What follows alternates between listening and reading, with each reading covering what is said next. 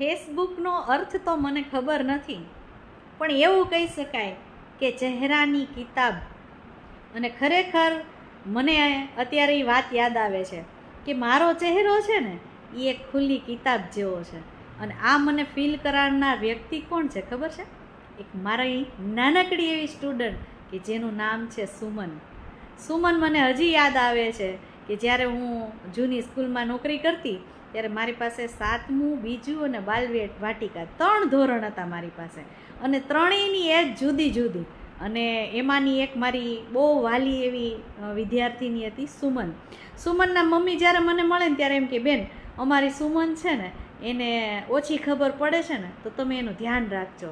ત્યારે હું એને કહેતી કે ના ના, તમારી સુમનને ખબર પડે છે ને એવી તો કોઈને નથી પડતી. અને એની પાછળનું કારણ શું છે ખબર છે? કારણ કે એ જ સુમન કે જેને દુનિયાની નજરમાં એમ કહેવામાં આવતું કે એને ઓછી ખબર પડે, પણ મારો ચહેરો છે ને એ વાંચી લેતી. અને કેવી રીતે? મને યાદ છે કે હું મોટા છોકરાઓને એમ કહું કે તમે જ્યારે પણ રૂમની બહાર નીકળો લોબીમાં, ત્યારે હાથ પાછળ રાખજો, લાઈનમાં હાલજો, દોડતા નહીં. પણ એ બધાનું કેવું કે જ્યાં સુધી મારું ધ્યાન હોય ને ત્યાં સુધી એ પ્રમાણે વર્તે, પણ જેવા એ આગળ પાછળ થઈ જાય એટલે ભૂલી જાય. પણ સુમનનું કેવું છે કે એકવાર બેન બોલ્યા એટલે સુમન મેં જ્યાં સુધી હું ત્યાં રહીને ત્યાં સુધી મેં માર્ક કર્યું કે સુમન આવે ત્યારે હાથ પાછળ હોય, જાય ત્યારે હાથ પાછળ હોય. એકવાર મોટા છોકરાઓને મેં કીધું હતું કે ભાઈ તમે જાઓ ત્યારે રિસેસમાં તમારો દરવાજો બંધ કરીને જાઓ રૂમનો, જેથી કરીને ચોરીનો કે એવો કોઈ પ્રશ્ન જ ન આવે.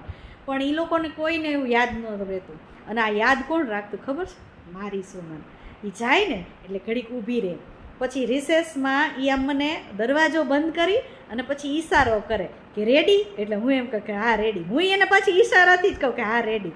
અને એમ કહી શકું કે અમે બંને એકબીજા ઈશારાથી જ વાત કરતા.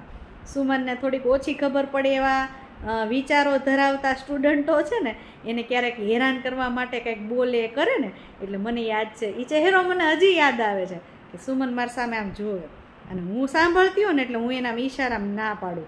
ખાલી એટલું જ કરું ને તો સુમને એને એમ કહી દે કે ના, કાં મેં એને શીખવાડું તારે એમ કહો ને ભલે. એટલે કોક એને કંઈક કહે ને એટલી મારી સામે જોવે એટલે હું આમ ઈશારામાં હોઠ પપડાવું કે ભલે, એટલે એ એમ કહી દે ભલે. એટલે મને યાદ છે કે મારી સુમનને મારે ક્યારેય બોલીને નથી કહેવું પડ્યું, એ મારા આંખના ઈશારે બધું સમજી જાતી કે બેન શું મને કહેવા માંગે છે.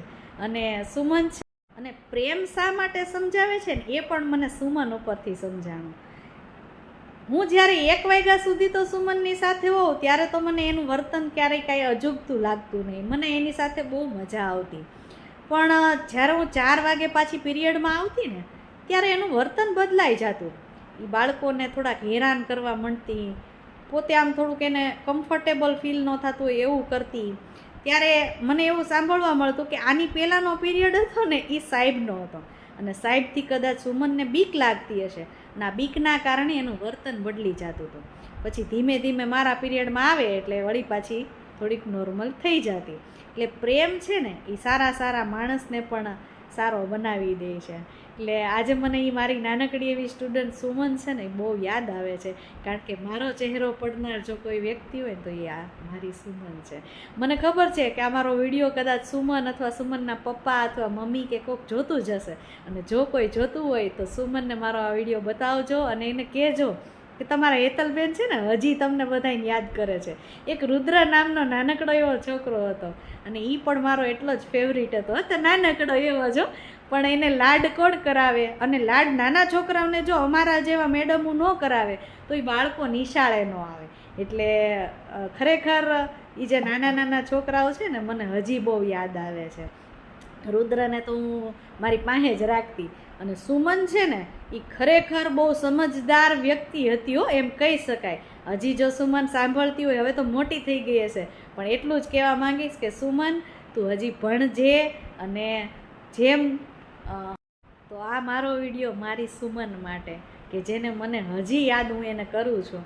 ક્યાંક મળવાનું થશે તો ચોક્કસથી હું સુમનને મળવા માંગીશ, અને એને મળીને મને યાદ જે પહેલાંનું હતું એ યાદ કરીને મારે યાદ કરાવવું છે કે સુમન તને યાદ છે આપણે આમ કરતા હતા. ખરેખર મને એ ઈશારાઓ હજી યાદ આવે છે કે એને કેટલો વિશ્વાસ છે મારી ઉપર કે એ કાંઈ પણ કોઈ પણ એને કંઈક હેરાન કરે કે બોલતા હોય કંઈક હોય ને એટલી પહેલાં મારી સામે આમ જોવે અને પછી જોવે કે મેડમ શું કહે છે, તો હું એને આવી રીતે જવાબ આપું એમ. અને કાંઈ પણ એને ઘરની નાની નાની વાત હોય, કાંઈ પણ હોય, નવું લીધું હોય તો સુમન પહેલાં મને બતાવવા આવે કે જો મેં આ લીધું. એટલે ઘણીવાર આપણો ફેસ છે એ સમજનાર વાંચનાર કોઈક તો વ્યક્તિ હોય જ છે. તો આજનો મારો વિડીયો છે એ મારી ફેવરિટ સુમન માટે છે.